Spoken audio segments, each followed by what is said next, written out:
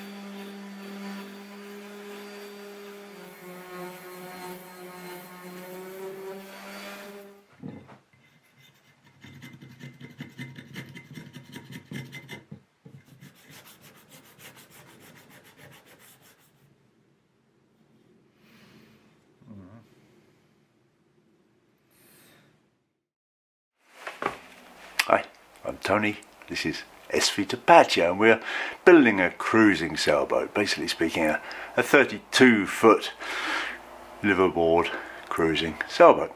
And you saw some of that in the opening sequence, and we'll be coming back to the boat. You'll see some more of it a bit later. But we're starting off here in the workshop because I want to talk a little bit about the Saildrive. I've got a fairly small 10-horse Volvo Penta engine in the boat, which is as per design.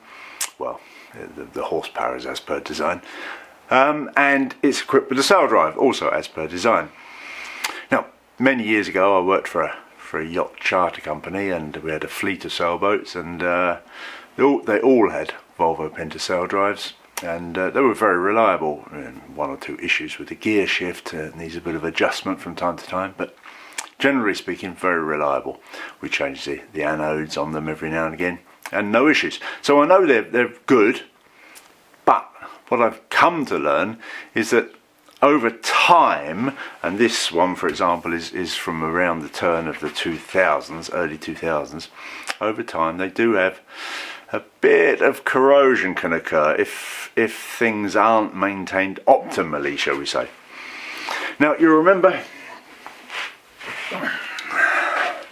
that I plugged the seacock inlet on this one for a couple of reasons. One, there was a bit of light galvanic corrosion around there where the bronze seacock threads into the aluminium housing, and it's a problem waiting to happen, I think. And the other one is that seacock being at the very back of the engine room is very difficult to get to, and if you're the sort of person who likes to turn his saltwater seacock off, then I think it makes sense to plug that and put a seacock that you can reach easily at the at the forward end of the engine room, which is what I want to do, which is what I'm doing. So plugged that. That's one thing. And then I'm leaning here on the Saildrive leg, upside down, I guess that's clear. And this Saildrive leg is completely immersed in seawater when it's in the boat. And the seawater is held out with two things. This rubber diaphragm, which they recommend changing every 7 years. And this rubber, which basically serves the purpose of fairing the hole where the Saildrive leg comes through. And what you'll find, as was the case with this one, was that rubber fairing sits about here somewhere, and the lower section of the leg had been maintained and painted, and the upper section below that less so. and there was some corrosion around the bottom of it, a mild light galvanic corrosion again. So it's out of the boat. I've taken the opportunity to sand it back and coat it with epoxy sealer primer. I've got 4 coats on so far, need another 2, and then you need an anti-foul on there that doesn't have any copper in it. It's a copper-free anti-foul. And actually would need a vinyl primer between the epoxy sealer and a copper anti-foul. So that's what's going on there. Couple of thoughts. As I say, often the lower section is well maintained and the upper section isn't. But also this, what's called an adapter plate, this is what fixes the rubber diaphragm up to the bottom of the gearbox. And this is also, at least the edge of it, is also in the seawater. It's exposed to seawater. And from original, it has a little narrow ring of paint around the upper side and a wider ring of paint around the lower side. And while it's apart, I've taken the opportunity to maintain that and recoat it so it's all completely sealed. These Saildrive legs are also the intake for the salt water. That's where it goes up to that seacock that's in the gearbox there that I plugged. And what they have is they have 3 ports on each side of the leg and 1 port in the bottom of the leg. And since I am not taking seawater up through that seacock, I decided that it would be a good idea to plug those ports, because when I take this out and show you there, the seawater comes up. This one here, this one's for oil, this one's for seawater. And if the seawater is flowing up there, there's no way, or at least it's very, very difficult to clean that and paint it, keep it sealed. So in terms of preventing galvanic corrosion, that port there is extremely difficult to maintain. And so I've done the wild thing and I've plugged those ports, plugged that one on the bottom, so no seawater can flow inside this leg. And remember, it's completely immersed in seawater, so it's not going to get hot. It's also filled with oil. And there's no combustion going on, it's simply a transmission unit. So I'll say 2 more coats to go and I'll be in the position of getting it back together.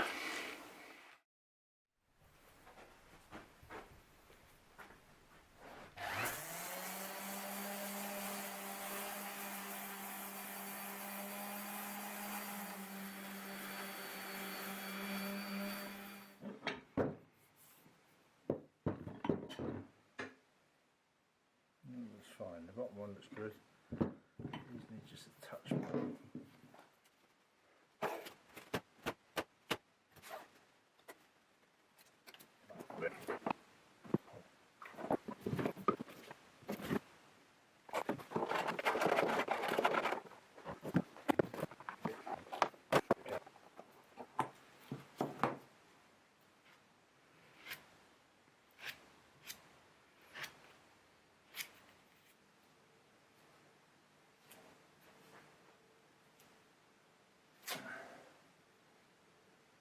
Should work.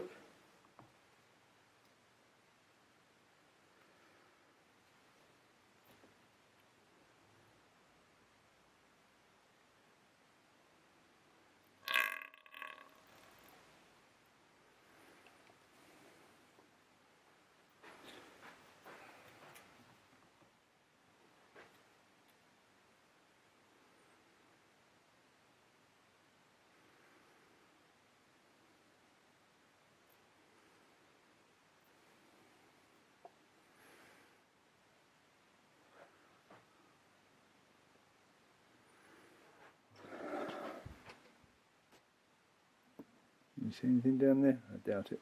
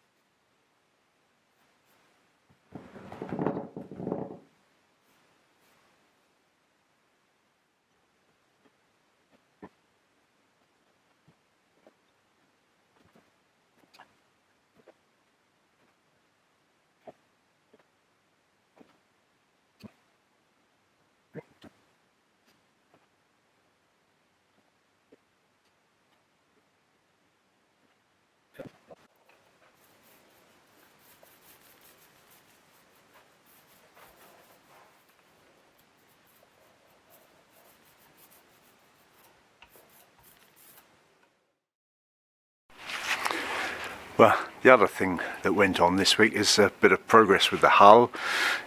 You know I've been fitting the keel and trying to get that area finished, and the first thing to do was to run a fillet of thickened epoxy around where the keel joins the bottom of the boat, to just pipe it in, get my cake icing skills out and pipe some thickened epoxy around there, as I say.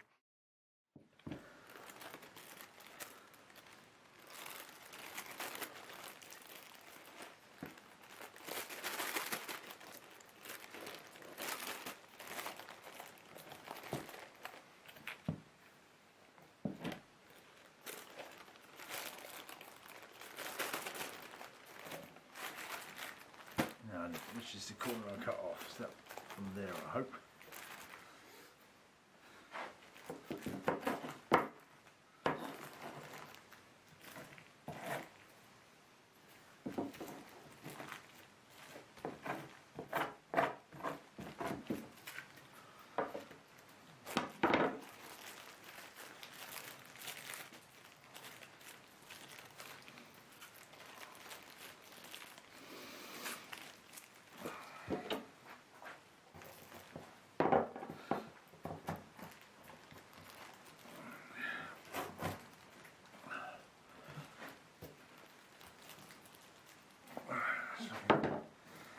Quite good.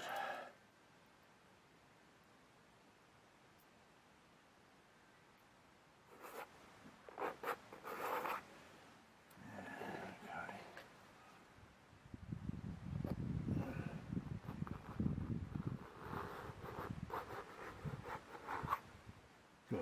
Like that. We've got all the way around like that.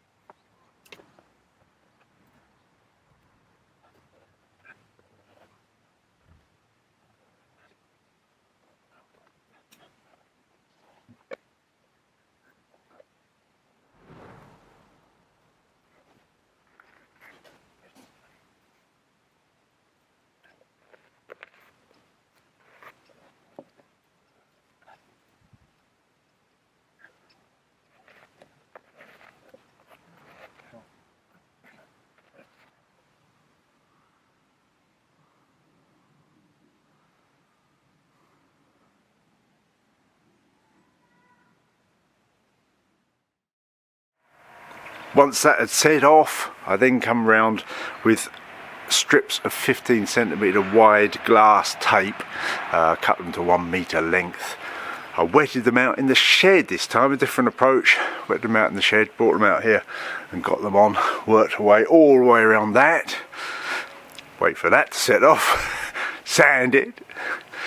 Yeah, there's a lot of sanding, guys. And then at the end I've sanded the entire underwater line. Well, the flat bottom, I've come up a little bit onto the sides, the flat bottom, all of the keel completely sanded and now ready for paint. So it's a good situation to be in.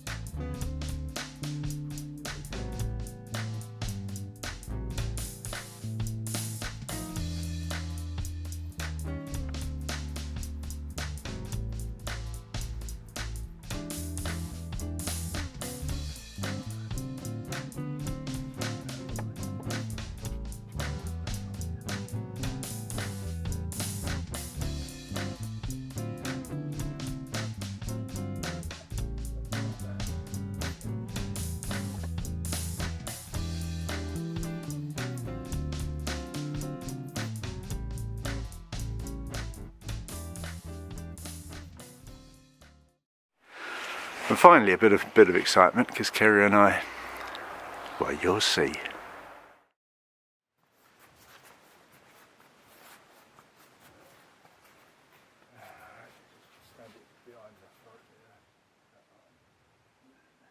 So that bit there is supposed to sit on that slopey bit there. Come on, slowly. Good. Okay. Right, can you hold that there? You simply hold that there. You got it? Good job, you're a strong boy, isn't it? That actually looks pretty good, doesn't it? Wow, look at that fit. It's amazing. Look at that.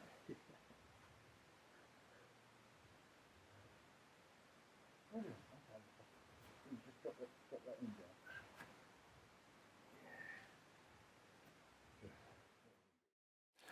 And there you go. That's it for this week. Thanks for watching.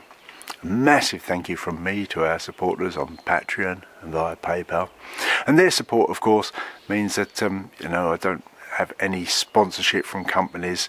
I'm not influenced by any of that. I show you the way things really happen around here, and I can report to you independently. So that's wow, I say a massive help. All that YouTube stuff, hit that subscribe button. See you next time. Bye.